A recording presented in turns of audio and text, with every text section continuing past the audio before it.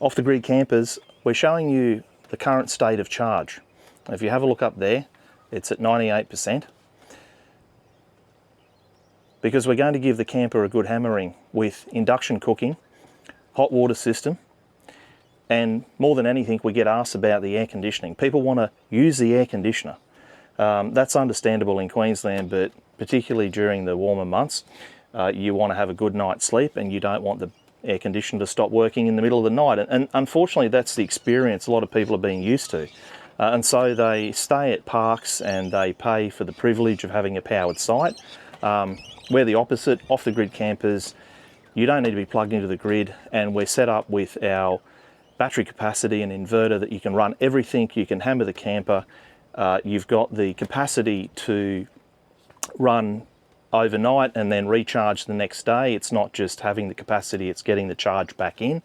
So to answer the question, what does the air conditioner chew overnight? What is going to be the state of charge?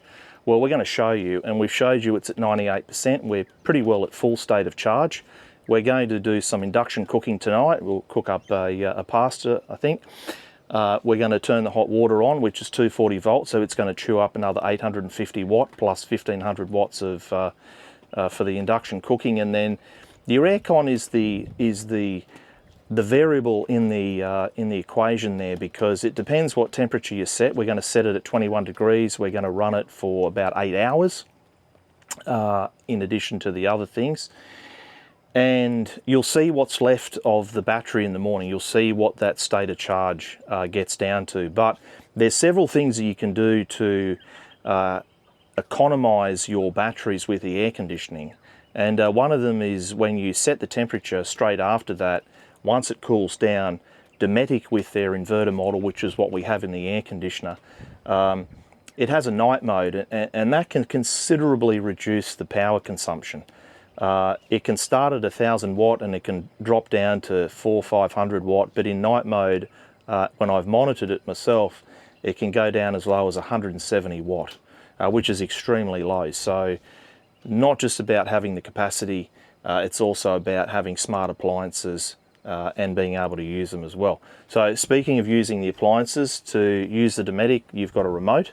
They also have an app that you can sit back in bed with and control, which is kind of handy if you want to adjust the temperature or the fan speed, or flick it from night mode back to general mode. And so I'm just going to flick it on using the app, and you can hear it click. Put my phone down and I'll just show you inside that it's turned on. So this is coming in to the camper, and you can hear it whirring away up there. You see it's on 21. The other thing is, when you put it into night mode, it's much quieter. It keeps a constant sort of fan speed, and it's generally more enjoyable.